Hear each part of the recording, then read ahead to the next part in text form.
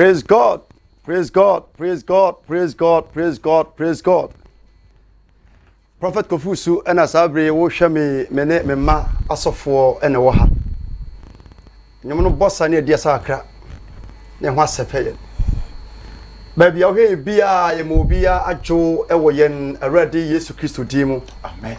Ukwa yi ba ya mo ya akone hyeden ene die ne yaw. Oteka mu ba bia hwe me bia sa ofon so a abandende ebreni tie kan se abandende ni Tabia TV ni. Tabia TV ni. Abandende ni. Abandende ni. Tabia TV ni. Tabia TV ni. Abandende ni. Mo ti memenda efiri no so kopim no wotwe biara eye abandendembre Yesu ya atoma efiri November ekono na ebesesem kakra o chena nso ebo anwumre no so ene fa ekopim se no wotwe ne fa emo no obesan eni media hyiemu ewo Tabia TV ya menti ne nyamesem nti ma ofidie no ene remote no ento hayara machiri kwan wo Kumasi Abuakwa manhia off Sunyen Road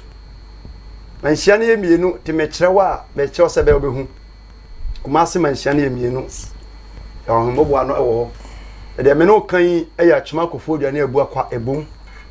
de so free Ghana patamba bi eba ya ba bibiara ka ebesi so free to chiman kwan so na eba ka na betima siw ɛwɔ so amran about bi sɛ ba bi Abuakwa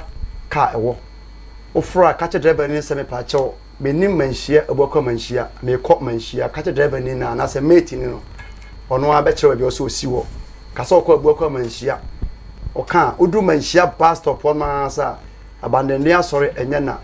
obi se sofo ya no aka so sifika mu a 10 minutes enye 10 minutes mpo eye 5 minutes so nante fast say me se nante a 5 minutes kwa no eno nti for 3 minutes ewo kwan ho pen asondan kama kakraka braho ofri sunyan so na eba mo hu musu ngosi Abuakwa kache driver ni no say ye bus ni bi VIP bus ni bi ana se Ford se Sprinter kache se me so Messi manhia bus stop Abuakwa na se manhia bus stop o trako fodua manhia bus stop ono ma no hu nya so be sen tweka kwan no ma konsa nifa onsa nifa no ma no ebe board esi wo fitafo bi onom say ye Sunday no mu ni honom a obisa car kwan no kra se me kwa abandenden asori a ono abenya no no wakasa se ha na asori no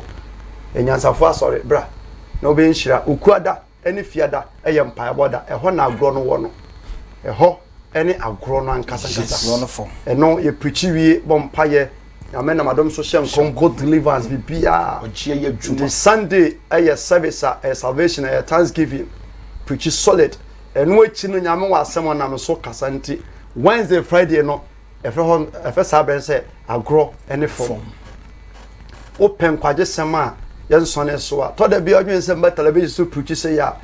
o monitor me Sunday na obehu se de aso nsitie members na wa Sunday mu o ma fade na o mo ne ye ne kire ba bia aso na o mu wom nyame nhyiraw Yesu ya doma on the 15th of this month me was sunya 3 days juada be na wotwe me ho nansa ba bia ma Sunday no wo aso no no ma ne Deeper Life for opposite St. Isaac Hotel na chi ho a obisa abandon dia asori a me wo ho no Monday Tuesday Wednesday powerful revival team no enkomhye ene daeson ase kire nompe ho kwa no benyankwa ebese nyankwa an preach fa ho kire o nti me to me nsafro ba bi obia betima hia me wi ana matoa so Thursday no ewo brekum ma se ba Kumasi me ye nyame dwuma yie nyame osoro ni asase di adanse se be firi makoma ne madwene mo ye nyame adwuma nyame na anim nti bi obia me to me nsafro me wi on the 5th November me wo ba bi ani sofo ima asore on the 5th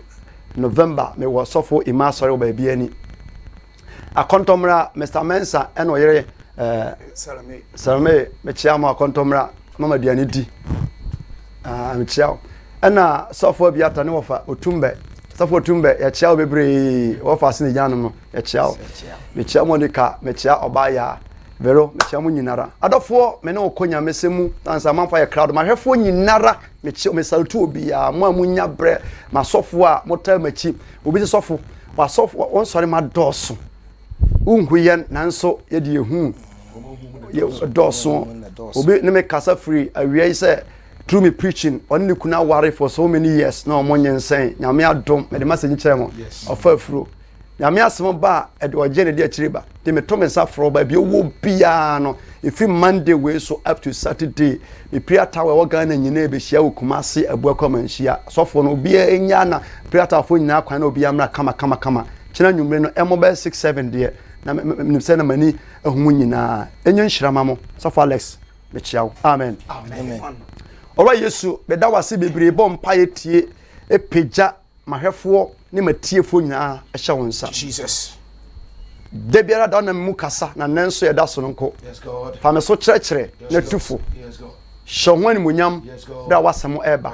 bi nipa ewrade wo hom timi mu die me kasa se ewrade oba prekope benim se da biara da wonya mu da biara da na wonya mi mu nso da wo Yesu dim amen amen ene me no e kasa afa ade ya tudin se ogie putoka se mu no ye be kan se deliverance nyamedwuma mu no ye wo encheche mu bebre wo nyamedwuma mu na nyame mie wadwene mu a be ye den se obeti ase praise God eti me no kasa afa ho na uwura soja adwuma mu a ye wo mu bebre ye bandsmen wom ye wo singers wom ye shoemakers wom ye wo obiara adwuma bia wa abonte bia no uwura military mu a ewom sede team ana team tie player bia won position no sa na nyamedwuma tie na de obi aye bia so wo hia bebi oni de so ya wa gift ahodo bebre obabu mu wo betime preacher ka ho asem na ba ko a ehu pa na me no ka ho asem yi ye ka deliverance ana wo gi a se wo gi obi afiri obi nsam ana wo gi obi afiri tumi bi nsam na ye feel that asofo dodo na en operate bi wono manye so mo operate ebi eni bi sa gift no bebre ni bi na ehho asem so ka no na ehho asem ka no din ade biara obetima kyekire mu no na ya ade wo bi agye sade no wo bi na wonim se de sitie sifa wo watimi aka mu asem yi wontimi mfa opel entoto benz ho emu tran different ka bia wo sense use sifa ene ka sa bi ono ma eseye de machine si so ze petrol mi use wonam ba bia eseye ya obenya hu fita ka foforo eno se ye de machine si so na eno a kire nti gift bia wo kwan fa so e operate sifa na me no kasafa ogie deliverance o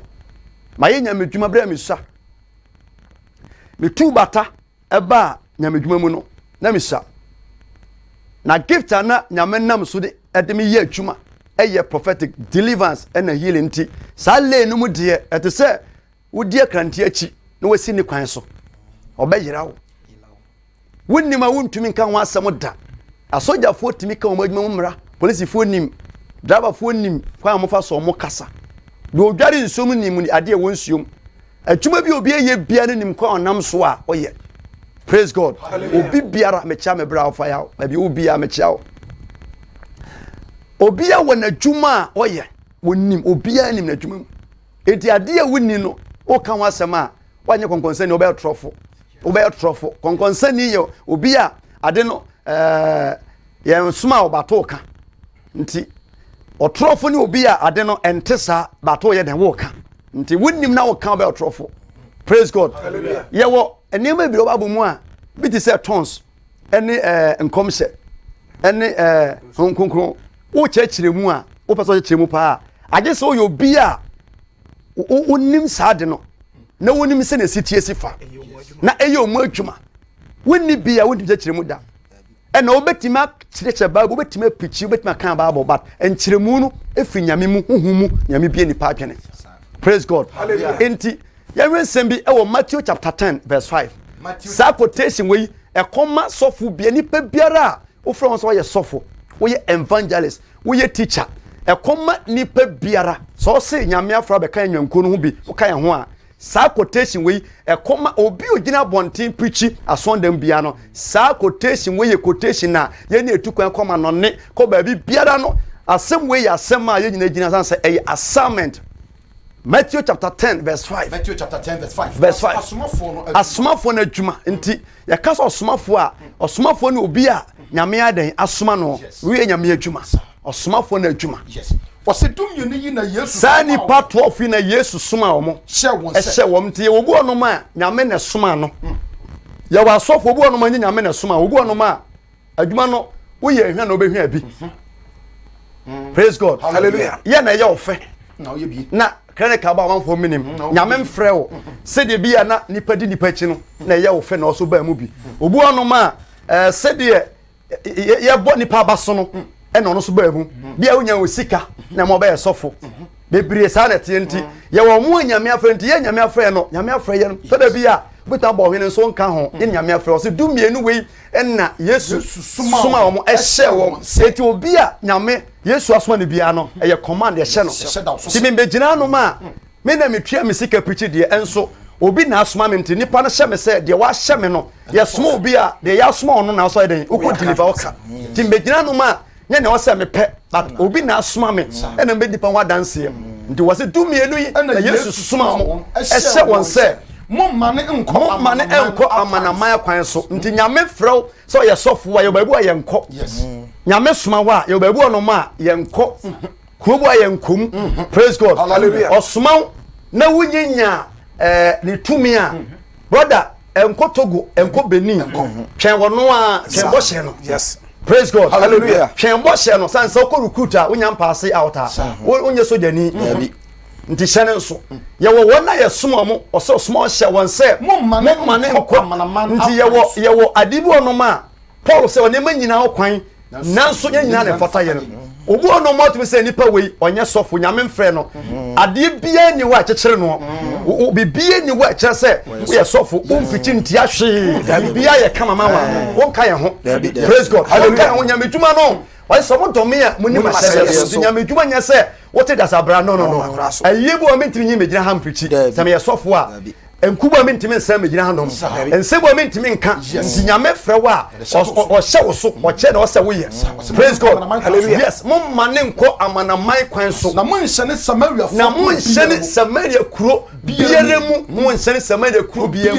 biere mu na mom mun ko Israel fie enganya ayera nti sababu ka odwan a enwan a enwa gyama de benyanko gyama akra anase nipa de se mene wo praise God. Monko Israel fie enwan a ayira na kyene na mokwa na se mokwa monko ka se osoro ni no heaven is rare chana me preacher fa ho so bi ka cho pesa heaven ni wa brother sister what dey sumnyame na yiwa gbe free so na mo dey su pise heaven wo ho so wu na heaven ni wa wo mo ka wo dey sumnyame yo na jitum se me bo bra ko heaven so wu not when heaven ni wa wo mo ka but so ye mistake di yanom omafu ne yano ene onchekere bo ne yekyeche wona na wuti wani na heaven wo ho a wo beti ne suo that na so fo no kodi dada obehye na wahye eti heaven is rare eye kura wo ho heaven eye kura wo next week me preacher for heaven no we say asase we South Ghana ye mfuto mojimonka we ya ye namu ene wo sika na jo a ye timbeku ho ye tata nipa de sumdwe we say Ghana we are na Ghana we are US and UK wo yare I tell you asumdwe ni we are say your man fu bu we are say a ye be call no ma V8 enkwasa obi ho obi nkodi traffic mu obi fa mfimfi mesen ko simkwa na o man mu hanom senko obi titotom na show de na when no senka odi toto odi traffic so odi esi wo oti esi mu a o ka ba menemu no o senka odi ade so nti have what dey dano obi enche obi biara adofo mi tufo anwate ase praise God. Me majuma mi ye nyina se fo man ko ade a ka meza nipa na dwene me bota me vision nyina ne se one day me come nsagu me bono me mu se me bra no anya kwada biara da praise God. Hallelujah. Ha anya bi biara efie nya hwe sika nya hwe wonya bia fine wonya bia me se ade be me yapa ne se obewu a onko heaven the Bible say yanka so so yin na ben yes de ekoso wiase ya boni adane papa na asori ya free Kristo mu akọ wiase na wiase free wiase aba Sunday mu de e kire se Paul motam na ntesa Petro motam na ntesa Yohane motam na ntesa Isaiah motam no mo yedifo na ntesa Jeremiah motam na ntesa bisa on passe de Jeremiah betnase ama de ekoso ne yakoso Petro betiase ama de ekoso wa Sunday mu akoso Dabida praise God hallelujah beto adifo akese beto asambakafo ne be poni pass mo se moja na muhinu mbaso na mui the Bible say de ekoso kire se enche na Yesu eba kwe wase Monsa yare for yare enti after say ye preach Yesu ba onya maye no so fu biara o de preach no enkoto aduro nyame soma wa o ma power won si ni kwachi obi a ye ma no tumi kata the Bible say monsa yare for yare we ye sofo na woni sa anwosane bi a ye wa amanfo mutu aduro e de nyame adwuma ne wo omo nso nyame de otom atom omo wo preach ya chemu mienu ye wo omo nyame e de atom omo yes e wo mo nso a na dua na ba so mu ne bi akro praise God hallelujah they say we need self fold na and condemn monsa yare for yare ye wo yare gu no ma e susum yare a wo se nyame na modom so me nyame dwuma mu no abodamfo kra na yemfa mi nsame ka say more than 50 me wa sofo bo be 10 na e so mo anwa so omo chechesa omo ni masibium omo de dam ebi abodam 2 years 3 years 4 years and then nipa de mramre ntino obi bodam no chain na ebi bisa question praise God hallelujah ni bebre ya suffer from nsem amama dwuma temo wan na omo ya suffer nyame ne me nsori ma ne me dance ni enti o yare gu no ma enye pane asem e wo se nyame na modadie so ne mpabo so ekili nipa praise God hallelujah after that HIV yare ahodo me se nchene ankanfo ne de the make of so de me a wo de asem wo de asem praise God hallelujah me se pitire adi artificial wo so me mu a me shoko let me tell you the truth nti nyankopon nim ko nam so de nyame nam frewa ba bi tena praise God hallelujah ya was scout of fatal scout and now ko school mun so a yes a mun so a cadet ni se soja fatal onye soja ni o yes onye soja ni nti wa asofo bo no ma munya asofo mun bi akonfo me ya malamfo ma me preacher na ma frɛ no wo ya ba ma me preacher ya frɛ me wi ya frɛ ya mfensi wo no ya frɛ me so obenya wa no de akasa praise God hallelujah he preaches self frame ba no ne kasa no de wono ma me nwie na frame no kura ba ko po wiase no kura ba ko pe obi so be wo makotoko yeah has obi wo ma ye wo ma Yesu a na ko nti mani pangu praise God hallelujah Bible say monsa yare for yade monsa yare for nti yare say atwuma ni aso dem ni pa yare ni pa yare e biri yare Bible say monsa yare for yare wenye yare a ye ton bibi yare e di Yesu din e se ni pa yare se bia so direction den e wo Yesu tintasodi eti obi ani praise God hallelujah yare sa direction wom bi wono ma wo Yesu din be healed na ye adwuma bi so na nyamba cho se fase yesi e be ye adwuma mon sa yare fo yare munyani awufuo nipa ebre ye tiase wuo o tiase so e den wo na brabo no asopa praise God munyani awufuo momma akwatafuo umfi obi yare rashes yare agugo bi ho a said the name akwata koye no wose moma ohunye de mfi na me ka me se nya achede nya nipa e den eje na sa preacher fa ho ye wa achede boni we de manwa na ye po akowum praise God hallelujah mani di achede achi no name akwata no achi no gezi di achi ko nya akwata nti next time preacher fa ho nti Bible say moma akwata fo mfi muntu awonne aya na me pe no muntu awonne na wasen ase se Bible na me kan bi na wo kan kwa de a wo assignment so we tight we correction yes praise God muntu awonne na awonne no awonne wo mu kwa nim se omo bre nkom se nko preaching ko and I say we deliver obi muntu awonne free mu no e different praise God hallelujah fit obi mu a at the same premier wa menam na we tuom na ko hu no pese o che no se unfi demon eti obi mu a se unfi obi mu a ye ka unfi a ebi ye akonfosem ebi eye moti asem ebi ye mari spirit asem ebi ye sunsumu adidie ebi ye bayiye and ebi nso ye wo ma obi atwuma ane man koyiye sa tumi we nyinara e woni pamu life di ni pamu nya praise God hallelujah dodo na so ti asondem Jesus say ye preach bia yentu obi a okura evil spirit yentu no obi a oton ade a onya sika ade be chena so ate yentu no obi a tumi bi ne da o mani chop money yentu no wase ye mompa mo obi a edam ye den ha no obi obe yeti ni mu ye den ye ntunu praise God hallelujah enti ye wa awo ma mo kra ni se so fu no ma o no mu ni problem san say wo no wotimi take o come asem kra enti se member bi wa so dem na wote wo no yare ya Bible say hu fitini mu atunu praise God hallelujah hu fitini mu atunu Bible naka yes enti ewo nko ade yefi mu enye yi ti se wo gina wo anaso na mabi se wo ha money kra nto ho money a Bible ben na wo kan Bible ben na wo kan ni pe bre wasase so obi be dan na gina obi nada obo no ma ye sha obo a enye adwuma on say na sententan wo nam na efo anim a wo sofu be ka che opin say bia na banchifo bu ho ana abodifo ana na nsenye ana nse enyo ntoma ye na ni Bible mu say so did David achieve for so many years yes David ye nema wo do be miensa ba ko oyisu na dwene bodam mana boji se fui ono ananti free na nyama obotaye praise God hallelujah enna ba bi onanti ya so ba so ko wura hemfa botan mu bodan no mu no so ebedu ono mo hwa senka David e wo shamna mu a kana sententan emfa ho ti ententan amma disappointment na say edi so nya yes ntentan yo nti ananse ntentan no wo no Bible school no akọ Bible school e na che bi bututi so ya lawyer so ejeji o odi mo nipa nya me dwuma nya Bible school asem o I tell you na nya me afa no ya ni mu share difference wo tell the truth kasa to me so praise God hallelujah ya kasa to me so na ntentan ba ka ni pain say if you ententan one ntentan na ntentan bi ye Tigo bi ye Airtel bi ye MTN e fo wanimu a komo bi obi ni we di bia no enye adwuma e yusuma David achi kwa yira me matena kurase da matukusie da so ko tukusi mena na opebi a wofu edi wofu mu a sokwara na haweza fasa sokwara ngona fum bufu a wo pe a wanu ye oda wo gina so wutu amena no untu ko se kusie no wo mu no isi obi na pram wo sa abo no ho yes as a kusie so timi ye fast say nipa ye bi no yes so be na so person be chi premier a wo pa wo boba nwura e de shamna na no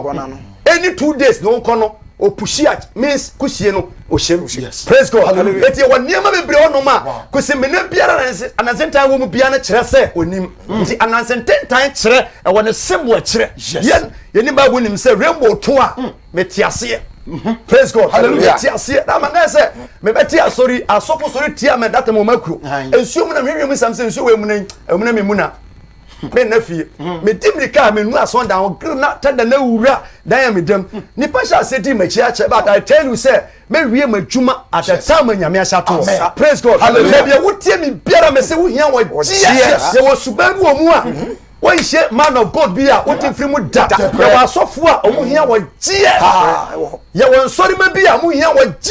suban wo mu a me se when share sofo e real pastor wo be bre o wiase na be me so be di sofo bi echi na trumpet be sound na wo hu ba bia wonam praise God hallelujah nya wo gie super bi o ma Paul say papa pesa me ye no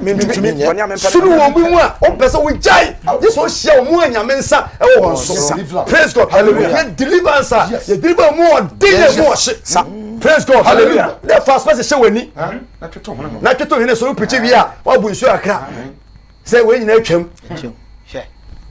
praise God hallelujah to say to ho money even say Bible no e 1 Corinthians chapter 10 verse 12 verse 10 1 Corinthians about your preacher me preaching mo twam kote sizi nyina no we ye sofo a mo ta di preach but me preaching bi awie wa Sunday mu a me ye ho adwuma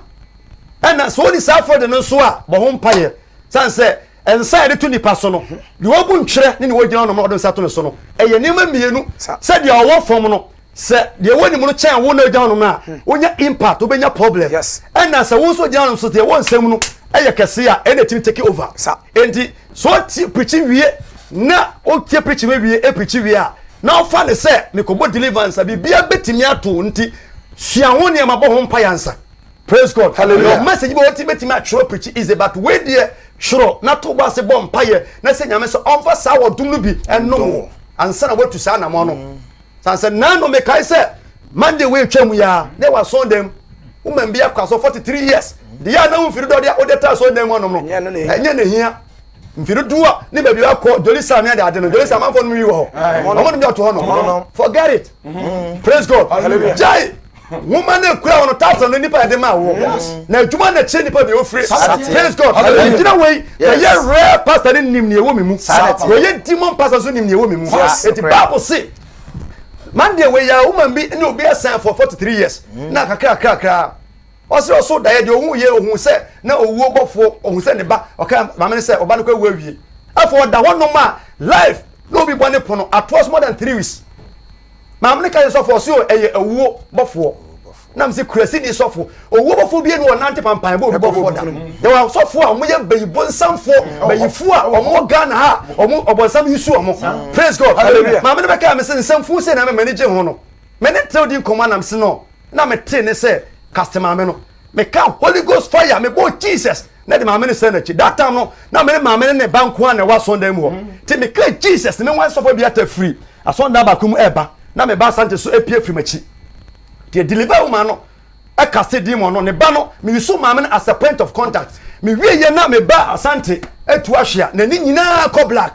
na owu nyame nkwa mama ne kwa de wie kwa no okọ ne ba bi se nyame sani me so a nka oje nko yefunu oro mama de ni wo nama ne ba wo nama bi na me deliver no na tiesi me ba so it take more than 30 minutes nyame nsa tie wo gift bo no ma unia anasa okra no unu sa level na untimi sa level no ya me ka se me preach say ya ma yenya me duma che na de me namu no me body deliverance wi a me yiri nanim di ho na se bia me na me onada to me biara eye genuine spirit no nya hwehwe nimu kumazi fosu no bia genuine no bo se we free on some campus obeto video wa se obi adwuma ye program ho ko bi so be namusa nipa no doso anadwubi na mkoto bayifo me hwani se ya na me mane bi e ka me ho no e se won ka ho bio o kasa sa stop on kasa na mkache sofales me mabo ye hunu se adwuma ye no ye nkodi aduru bat nyame ho tiemu na me pia na ma na se bompa ma mi ani be 2 minutes pa na moja ma minute mi defeat sofo no di machi no ti anadwo no ye de ka ne ba beku me pam ne mo maso ansa na me se next time oni na ma ana oni obi na ma sofo twuma sofo me ka elder bi ya be fa de kokoro bi so bompa ma manfo so no so no ne sore ma to ye punum anadwo me driver suma na otu kwan na me cheche ayare fo no obi ya na o me na be se 12 nti me cheche mo obi ya 2 in 1 we u break u dia abadam fo no mani omo adwene mo te omo me wan sa me driver no nsa atwikom nti wono kan we kwa na se ne nsa na eyese na koyese eno so jama de kwa che a aya sambo fro na ese je nipa no yare no e deliver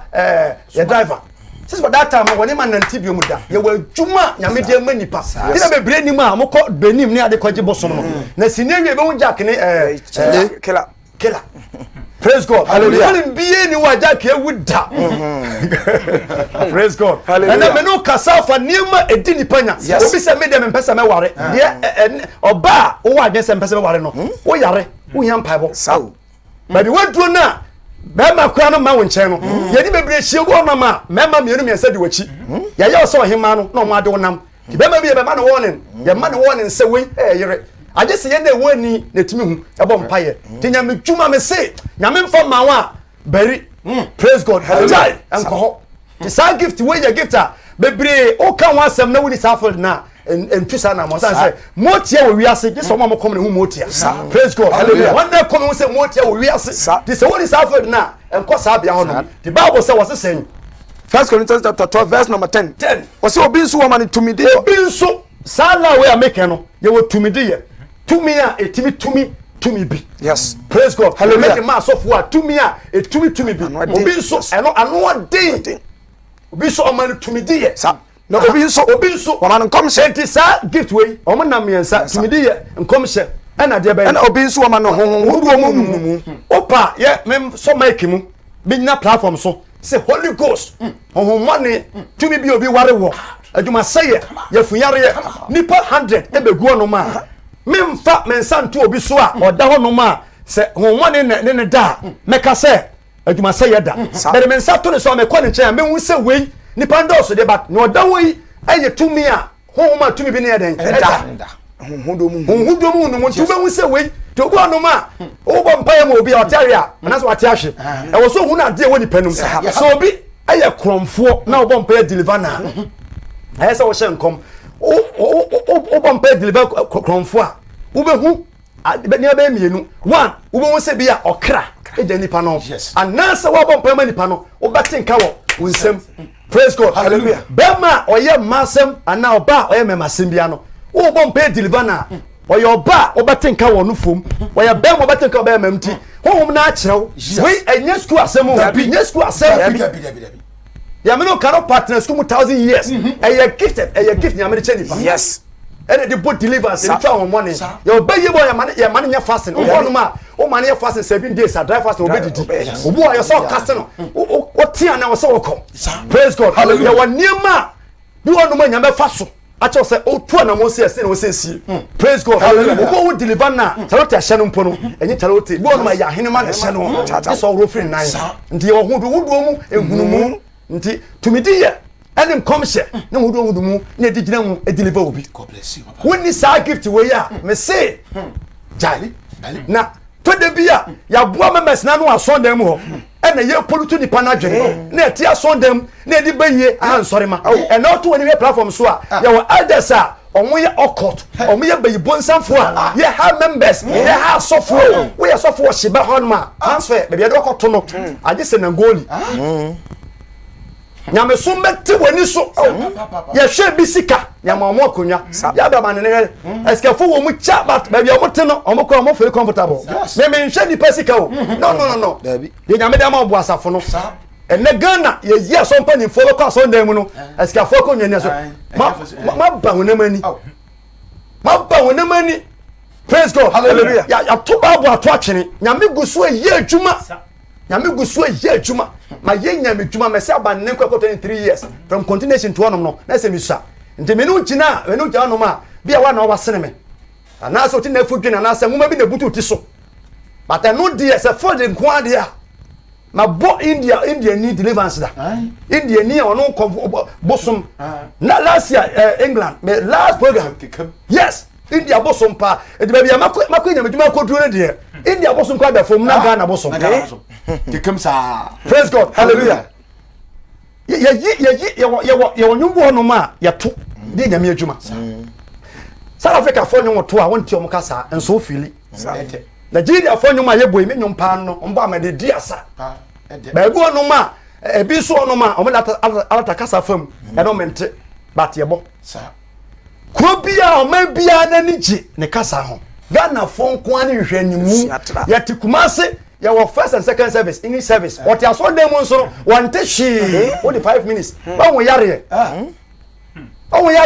ufia ho mfi kan table of what ya say ya deliver no no what ya so dem wo chekule oya ya so London safe mi ameten ka me pass nyina bo deliver say ka say nipa yare wa broche nipa yare wa Ghana ha nipa yare praise God. Hallelujah. Sheni musa ti aso dem say English service mo dress enko kwa so mo try enko jasas ahanta na o maso nko a what in 3 days obeja no and say jene ko nim twitwa mfi brebia du say obeware a pesofo nyame sa no so yen deliver yere ma deliver kunu na yefu ya waniema edini pamu edini panya mo da mo fa ma sori enso so say pampan so nipa ye ton kurikuri. Praise God. Hallelujah. Me jima sorry di say na me jinyama hunsu di me jima hunsu di yes praise God. Hallelujah. Sit da kwazi boni fu kro romba no be baga na so ntene kasa so na o de njene body command no But Michelle Konim praise God. Hallelujah. Nipa jare problem kuma obi da obi nata obi fi abosoma di nipa na chire di na chire Ghana wanu mi so obi come of kasa na sorry koso aye kasa nya duro pi kasa de ya duro so fu biara won tika bafu bia so bia mfi nyankopon de bafu si ni pasa e ka bafu so ntimi fa nya adwuma bafu so nya heaven yes adofo ba bia wutiem we ani adwuma no we ni adwuma awasa kwa sorry wo fo members ni feel so man sorry asori bia revival wom deliverance so mu no members no e grow big omo liberty kwa sorry na kwa sorry a onada omo picture members da u picture ni party mi da hon kromo so for quite Nafo baby wotie mi biara nyame ato ne nsa frɛw ɔgye da so yɛ adwuma men charge me deliver obi abo nyame adwuma da bia me ka me se me preach say o pa bo wa mo a nyame kɔ so aboa me na se munya sika de boa nema ɛyɛ ne nyina no ɔso nyankopɔ nim nema kɔ so nyina wasase we so praise God hallelujah kɔ so preaching so wana woje ona so enough for mo enough for men kɔ nifa ma benkum enough for menum nsuo so obi nsuma me a pressure na machi a me preach say da ye preach sa manfo adwuma se na mo bia bi de tu anyumre to bi biara e hye so bia no Yesu din eto homoni Yesu din apamba yi Yesu din esakwata Yesu din eto homoni Yesu din mu no ojenya odi a e wo hye na be wondering bamentim enkasem besem wawo obi aba wakwan mu a na kwana niema bi atinima bi ho e edi unya amen yanko Mark chapter number 1 verse 21. Yesu preach we say woni Yesu na preach dey a Yesu tu mfin Yesu o preach o kan kwaje sem o tichi and obo deliverance and o hye nkom wo hye obi nkom na ten o hye nkom se me ni ba no hye nkom ti da me sa de ma we nyina no ya exam ho so wo mu a praise God hallelujah and hanso otu ahomone o say otu mfin se no wo kodu Capernaum Yesu nante no obedu Capernaum na ntamara homeda no eye me nda say ya ntamara me na o ma so bi edi bata me na say ya homeda no okohia da bi mo kire senka me abanene so na Yesu ba ho be cheche no ma ka wiase nyina nka be wu ama me praise God hallelujah adafo Yesu ko cheche wa so da bi mu na wo se na ne nkyere ayo wona hodwiri eye nipa ahudwiri se ni preacher ahudwiri wi efrise obi a oyusu nyame ohom o preacher a wotenka e wo widiem tinka okumam praise God hallelujah sina nchache ye nipa hu efrise o kire won say wo tichi sade ye owo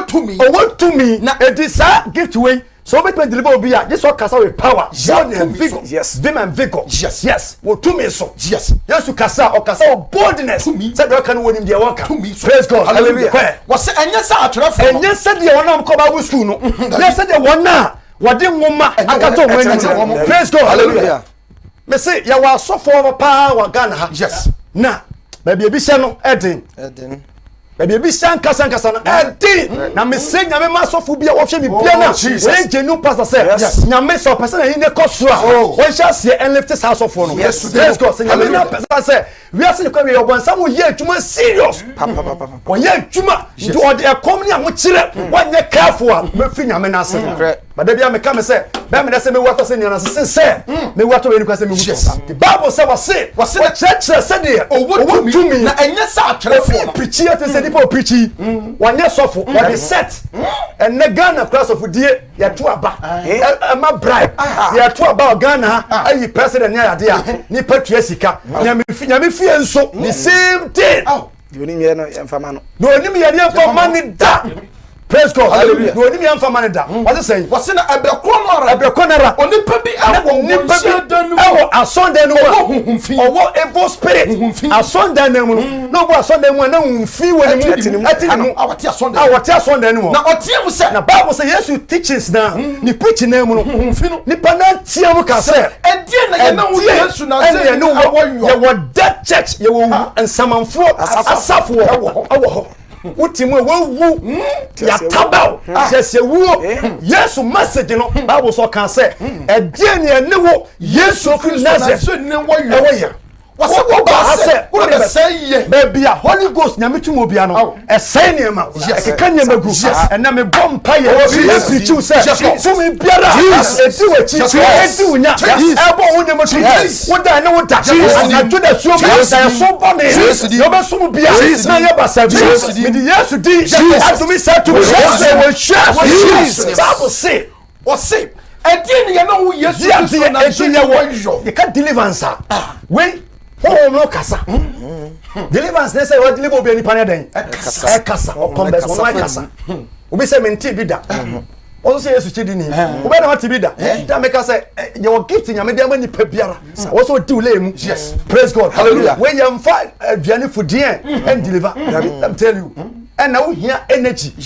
praise God hallelujah now say smart can na watimi defeat sa enemy no Yes. Bible say wase wo ba sa wo be say ye wo ba sa wo de be say ye minimum ni pako to me ne say wonimi Yesu ni pako a oye ti kumasi ya na asori nyina ye fasting asori bi o mo ye fasting na e da wi an ko didi ye na o mo ko tackle bad spirit bi ana tile di bi mu a o ko deliver bi break out come on loose o say we hwe ni mu wo ba onum ti ansa na wo ba o say o ko no to asem ka no ntum eno ko no yere dai da fo na twe ne ho ma deliver nipa e hye bebre asori kese bi o praise God Hallelujah. obi a demon tin mu bia no owura so ndem nimse sofo we mfiri nyame yes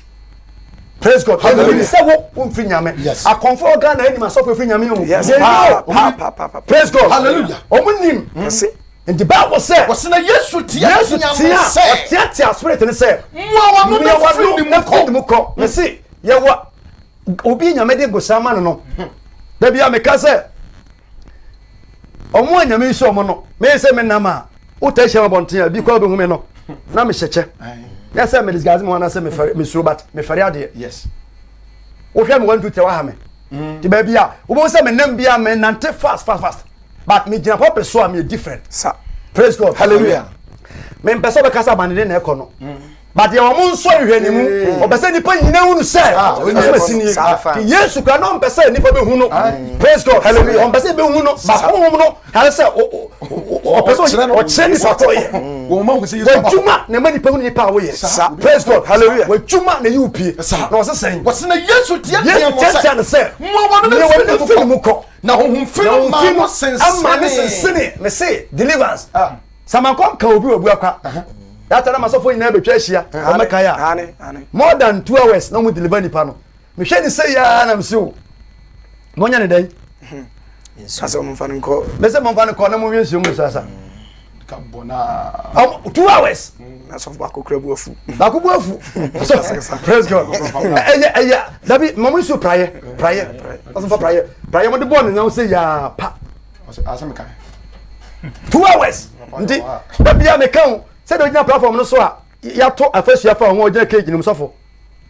da kru bia ma wa dom no mra yenso yesre wo irade chane wo ma nyafo na wono say ne wonde ya ma wa dom no mra yenso yesre wo irade no ko fa kuku no ko pa so na one day no obi aka say menno me mane nware asema ba dia na obeye ka se ma no so fa nko kire kan fa ko chiro bi na ha ni bia na ha no ni amati ni pa mu ha nipa Pa. ni amati ni mu ha nipa ye yi nyame asema firi wiase na de mretia mra ye wakase mra na oba bu mra o ye wakase mra na oba bu mra Ni pa de.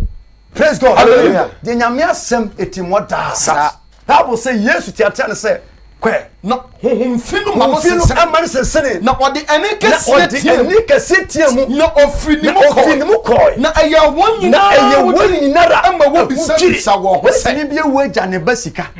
omo ko banga na omo sanka be more than 3 hours my first time in Germany me ko to obi na obodam no ye church elder e wo Bayern Munchen wa bod me car me di kan so pe wa kama pa expensive o senator me nyane free me ko na obodam e ya sompani or the ties e free Germany back and of libo zemani da me kokodu ye ko ya sorry me ko na me ni asori bia me ko ye man de me ko ye ko ka cha da sempa cha o me so bi fi Ghana ba so ye Ghana fa so fo sika pani bre obawie na ogu asori na o yabo me sa na me to din ti ye ko no na mbisa brother and said sabonsu aso wan fo so aso na no eno me na etenam se ha ho nom asina kwa o ya me sa no na we pray for afọ so mo nko ha o te me kodu fie na ofa afọ mfre se do si edwodwo mi na mamfie no me bre mo wasenti me ya asori me koya aso na nie na eye Friday bi we mfi case weda na bodani ebe sie bia jame ti man na me de koye no ene nyame da ne se so fo ka me ho more than 4 hours pa na da mateko Saturday anopa me da wana anopa be say 11 12 man me nya call say ka wode be opa e wa libo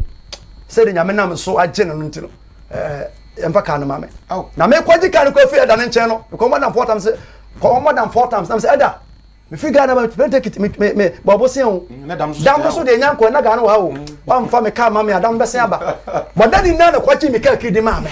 onu an kwachi me ka kidi first car me ni asoro be sika free da na empare me se me fa koti kwan so adi obi sika ana me ton oil na me ton semina brother wadwuma na wo ye but na me ka se me empare me se me fa koti kwan so de hye me mani je ho se praise God hallelujah mani je ho adibo se kura mi bia no metima ni mfifire ansara me nsati miaka praise God hallelujah eti mi hunu de nya metimi je ompaye more than 4 hours aso jam ta no no oje atiko osa ti nyame wo asofo sa wasase we so that time kana mete sen praise God hallelujah yankwe wasi na eye wonyina hu twi wo bisa wo se edieni asonda na mu no edieni asofo bisa se na edieni chechera foforo ya de mic mu asori bi mu na nyame yusu a na mo ya se meeting ha de ente sa mata de sente sa president sa ya sha se abayifo nko a enyan o ko abayifo nko a do ba ye na onimaduane no te me need rough so fu biara opasa dynamic bia no enidi rough no didi to chance bi on said them enidi sa praise God hallelujah yes ya enidi rough ye chawade a hwemu yie yes wo sia ye da chade na brain pass nti hwene yie na me hu ideal no ka de bra me amebo ana didi tiwom nyame nim dansini hu tibe na mpeti be da ehye me bumu se na blood wom ade bia ni wiase a data na me ni fridge obi bra me cooler me din so gu me ma no anwu kroni me ne te odi nkomo se ya na holy go se ma ne nkomo entrance hwe ye te wa mete pa me sabi no me ya nka mafu na be hye nti me nim na be bre drink call the mama ya na mo adika no bi ansa so for didi be bre no woto anam da o woto anam da odi nyina ye business me nyame ma ebre praise God hallelujah member odi ma chi bia no ana nyame na me so sacha bia no hu na atumi se we member yes praise God hallelujah adofo bible say wasi odi to me what the power eshun fimpo mani tie praise God hallelujah it is sad to me ya kasa the boldness some power yes to me mu nya so to me ma me wata motia akoledi sigare sampuri nyanta obiri no ya kasa wa Yesu Kristo ndimu praise God hallelujah bible say wasi na wa shen humfi empo mani tie na ne ho asem firi ho wa say Yesu nante poso na bebere nim say poso che da bia sa na bo beja woni sa gift na nka po na man ka man anya den anko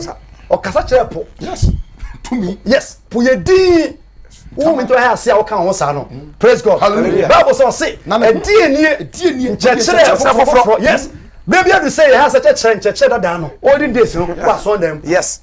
bread wo ton praise God hallelujah can't tete no that make us say somewhere ase to olden songs na tete nyum na nyame ngo sasane wa so dem na moye mo se mbato Nigeria fo na se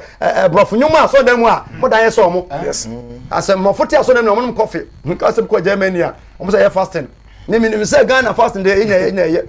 ko ya elder na teen coffee isna no na say elder oso sofo fasting na say da me de ne wonya no coffee de me kwa de coffee o papa no pa menya mo bi ewu say yeah fasting no shit na say elder say ka wa meto a obo wa say wonya so na mu coffee mpo na ni white say number to me de wonya mfa bibi nhembre ko na menya ni say me ni di ma didi wa that tinkom say ma say ma me chwa ka say o ya fasting o ya kwanchere praise God hallelujah na me chuma ya wo mwanya me from ankasa gift way e Bible mu me say china osofo or the Sunday school ba bisa sa question we no answer bisa no so dem title preach when him affordable bisa no so say on fit obi mu a o benja same romance praise God hallelujah wasena ye wonyina huduru ye nipa nyina huduru no bisa wo nyina bisa wo sent edieni nchacha foforo de tumi sha na woni tumi po sha wo mfimpo tie no e mo tie no na no wasem etem gift we no e na de nipa den ba Sunday mu ye kan gift e twi nipa e push nipa de nipa ba te make of us no mi sa no mi ngure ma sore tie pa me pe no wo di mi je ba bia mete asore don beba praise God hallelujah ye mfa sika o ndi wo nyame mfra wa for your business yes nyame mfra wa en on kan ho a for your business e ko to aduro praise God be a boutique na to mpaba metobi nyame mfra wa kakadu na so to akwajankoba na kodo e ba be nya sika praise God hallelujah ne ho asem tre eti de okura gift bia no eno na de ni pa den eno de afi nyame eno de pa ba anyumre me no kasafa ogie deliverance hwe bra wo bre obi ni wo hia so person wa wo a ade e che won se me nwa obium na obi akoma nipa no won nse mere no ma hie na me deliver obi nipa no se ono lady no obi di TV the TV woni dem no e na nipa na sete ma ne dem ti oro ne ho a odidi a odi nkoma obi dem wo se o TV so dem no obi akonnect I just say nyame ko ne wo hu video de bia praise God hallelujah but this near wage and besika girl me deliver no kuma ason dem ho no a chap up enche bia sa 3 years man yes ewie ye na sika na omo pa omo nya no nyame adom ko documents ja say epibi buy nza ka sika no o mani ma me bia ye kan sika nye sika ketwa na me say munya mo ho pa hwade 4 days na nyame na ka say bra papa na ti ase no o police no okoje duro be share ne mpaase maame no kwa asore Friday bi wa asore bi na ka kyense kunu e de aduro e hye mpaase na maame ne asofo ndi ache ba be pagya kuku no koye na nko panti police ni ntie gbe won o ten ka se bibi esi obaya no se de waye nti me wu kra na pension pay unye bi nida for more than 30 years pan de wu pension pay na ba be di ne ba nsem more than 500 million ga na ma maame 1 cedi mpo no nye hudo munmu a na mbi mani a da me from na me se obra o maame mra so mpani fo na me se wo den jam person man na me ka che maame se o ka bere bi eti sei na mo Eastern region ko fodua me boss so maame se ane me kwa so Friday bi wa so bi mo e na kire me se duro me fa e na me so kuru ka se o se no kre na me so ba na mo skani bi o be yare ti wo so manwa honhom na abedu oba no mu no e ye sa asem na okunu no kan na e ye oba no mu adwuma we wo betem oba no duan so na won te ase nyame dwuma praise God hallelujah nyame dwuma ya omo ade awo mu ya omo ade awo mu yes ho ya beka na me se eno ano me se asem amene tete so ma ye nyame dwuma ahia god mu ayerai god mu a 45 ba me hu bi krada na one Sunday pass na man for the car aba Sunday ho ba ya ma me se god no so for no kre ne ku wadi jame but me ma suma si o se da bi omo chine ya sa Sunday no media asem na pasi en sorry man elders madanse ni ensuo to ho no mama asko twa se yi na me se ko 1 week time week na nu na god du kra papa no ya woni ma nyame na nipa so ye asofo pa no nkasa o dabi han kure hu na edede ogie nyame twuma na nyame twuma ya se ko school obi ti Pentecost ason dem e me ma ne ngosra ya se won ko school nti na ye de ba yibon sam se o me sofo sofo ye yi na di praise God hallelujah obi ti bas ason dem nyame yisu no nyame na o de gift man no wan kan hunu se o ye illiterate nyame kan se o ko school da but o se o ko school da na oni nyame won enim nyansa wa Ghana ye use professional players na yaji ka foda yaji ka foda professional players ye use omo da bia no ye ball mo ka ye ka foda o pa use local players obi local player bia de next year wo twa woni so on fa ne ho bread be say we use our local pastors yes use ni pa nyame sa woni so praise God hallelujah nyame na madom so nkoma ni din ni odifo kofuso so fa je yanka bin kan ho Acts chapter 5 verse number 12 the call no so kakra osa awade ahodo na wonam asomafo no nsa so Yesu enam asomafo no nsa so eya nsankyere ne eye miracles ne awade we all time na me no kazai new wonam asomafo no nsa so eye awade ne nsankyere ne opi oman no mu awo oman no na wonyina de akomakoro wo Solomon Abraham na so wo Sunday mu a wo ya asore no na we ya dwene nam ha na we kutia wo Ghana de biara da ye ne asofo wasem o ma we de biara ye asofo wonsem de biara da ye ne asofo wasem praise God hallelujah Bible say o mu nyina de akomakoro wo Solomon Abraham na so na wona aka no na o mu amaka no mu biara ansi ni bo se de no bebo wo enti se nyame de wo ye atwuma me nam we me hye obi a oye software o genu pastor me wo ne enante ene de obehye ma mpema asem so no enim se me wo ne wo nya de ehia sa praise God hallelujah nti your difference ana ye won so so ya e wonya me dwuma ni nipa bi mu praise God hallelujah osena wona aka no mu biara ensi ni bo se ode ne ho babo mo nanso oman no bu wo kese na wodi nipa a wodi ye ne bebre marima ne ma ne ama bebre wato so bekerade ho na ema wodi ayarefo efri adi aba mpra na no so beto ne kete so na se petro twamu a na ne susum ato bi so na ne hwan ye ne dey praise God hallelujah ka say power adofo ye dia me preach nyina ne say Paul to Timothy ofo Timothy better preach better shenkom but I to me to pan say